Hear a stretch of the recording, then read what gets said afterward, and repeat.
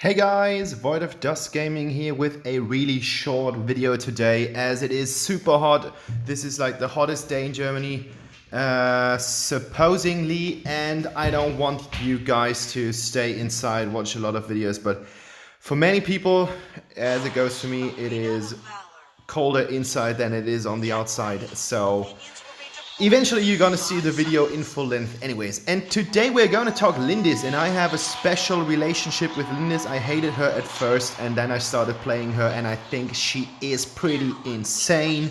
She is by far one of the strongest junglers in the current update. Take my word for granted. That is so crazy. She's mobile, she's fast, she does a lot of damage, and she's just crazily good. And if you don't have tried her in the current meta, in the current update yet, just do it because she's gonna be awesome. And I'm going to do a video as some kind of guide based on this one here as well for all you guys who want to learn Lindis, who want to play Lindis more often, because I can tell you it is worth a shot. Like give her the possibility to surprise you because she is insanely good. And while I have some struggle at the beginning of the video to get my damage through, you will see how good she is in this video if we come to minute 7 or 8. Because then we start to scale up a little bit, because that's when the AD carry kicks in. Problem with Lindis is, as she is an AD carry, of course her damage spike is a little bit later onwards in the game. She is not a Quillen, she's not Zephys, she's not... Zill is a bad example because Zill scales pretty slow. But you get the idea. Murat is something like that. That's your typical AD carry based on melee range, and we have these AD carries who need a little bit more farm, a little bit more experience, which is a really nice position for you in the jungle. If you take Violate, if you take Yorn, if you take Lindis, all those characters profit a lot from being in the jungle, because jungle is the lane or the environment where you scale the fastest because of that jungle clear. And she has a pretty cool clear. That's pretty insane. I'm really lucky to get away here. Even got the Caphany here because she was way out in the open, and we are starting a fight here against a really good Vera. Like Vera managed to be really annoying at the beginning of this game, and I'm able to get out of this dangerous situation against Quillen, and then I make the mistake and I let myself get caught off here, which killed me. That is stupid, and that is actually not something that I would advise you to do. Play a little bit more careful than I do. But things are going to improve a lot, and that's the point of the game where we actually start to tune up a little bit. There will be another situation where we are not able to kill enemies, but I promise you guys the end of the game will be fantastic. Okay, so here's some advices for Lindis that I have. I like the Whispering Wind on her over Soul Weaver because I think it just gives her a little bit more sustain while she profits from the damage output that she fairly has as well. Lindis is a special character. She profits like her damage output, and now comes the scene that I hate so much. She gets healed and then she has enough health to be immune to my damage, and I can't kill Caphany. That would have been the first kill for me in this game. That would have been so nice. So back to my advice part. Lindis is special because Lindis is profiting both from her abilities as well as her passive in a way that no other AD does, and that's my personal opinion. Because you have the strong CC and the strong damage coming from her mines, which is her 2. Then you have the clearing ability that reveals everything surrounding you, even heroes and brushes, which is your 1, which is a really strong mechanic against a lot of strong junglers such as Wukong, such as Quillen, such as who's the other one who's going to be invisible? Don't know. All these invisible things can be detected using your 1, and you will see that when I'm playing against Quillen later on, that this is really a strong mechanic against these annoying AD assassins that cause you so much trouble, that you hate so much. and that's gonna be really beneficial for you. And then you have your bread and butter, which is your 5. Your 5 is this ghost haunting thing that actually damages enemies in a circle around you. That is an area of effect circle, and this is like, you will always use it.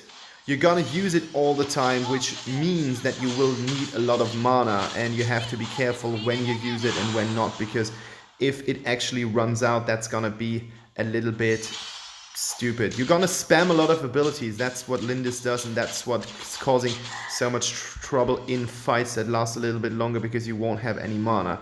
So always, you can counter that by always get the blue buff. Like, pay attention that you have always blue buff up, and this will solve a lot of issues. The second, and that's the foremost source of damage, comes from her passive, which gives her additional damage every single time she runs through a fucking bush. So always use these environmental things to stack up your damage, because that's just something that is gonna be really good for your damage output. So try to run through the brushes. It makes you faster and you deal more damage. Like, what is not to love about this mechanic? So look at that. I'm going into the brush, and no, it did not really work.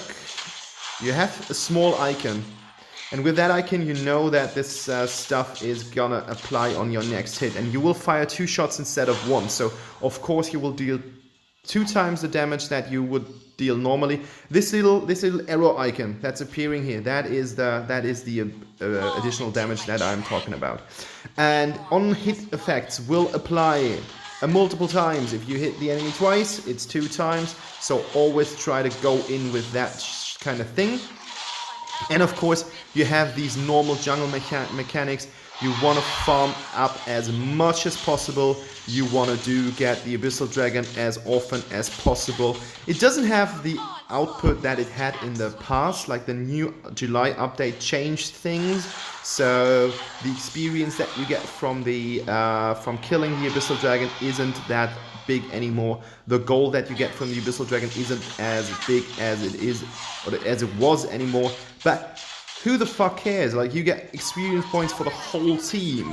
What's not to love about it? So every single time you're able to get it, get that stupid dragon. So here comes the usage of the first ability. There we go. Quillen goes in, he jumps, and he is still revealed to the whole team.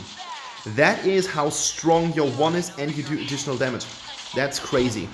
And because of this high mobility that Lindis has every single time she enters a brush, use that in your favor to kind of split push and to change lanes quite quickly.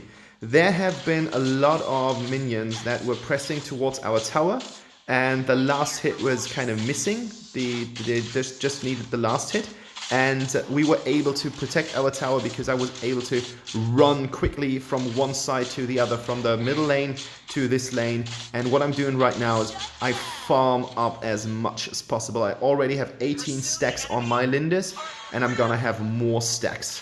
So this is, yeah, that's kind of my advice on that. Like, I would use, in terms of damage, I use a nice mixture of armor penetration, attack speed bonuses. I get for the Frost Cave to get a little bit more survivability.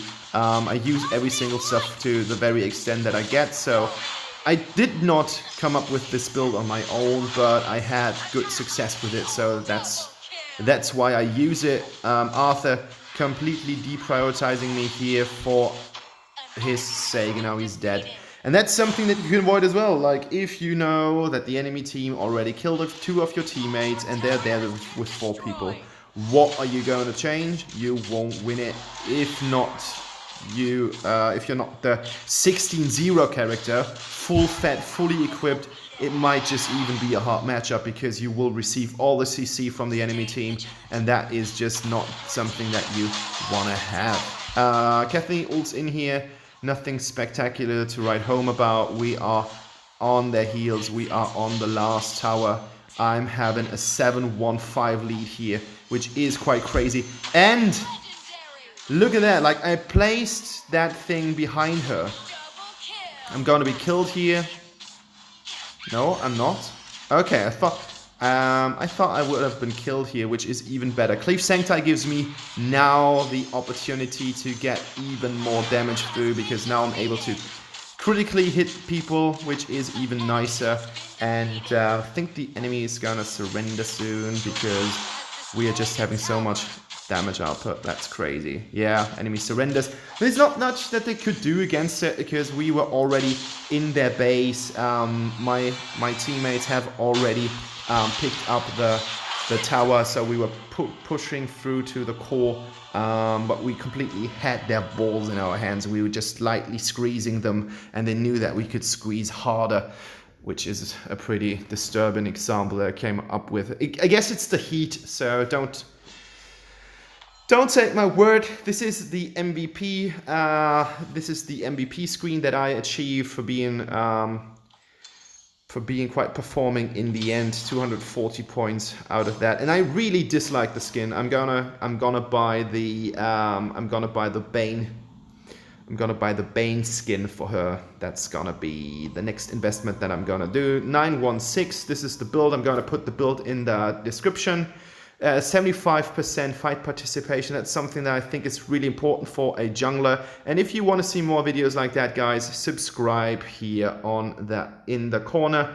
I'm Void of Dust Gaming. I hope you had some fun watching my Lindis stuff, and I wish you a pleasant evening, and cool your minds down a little bit with drinks and stuff, because this weather in Europe is insane. So I wish you all the best. Bye bye, guys.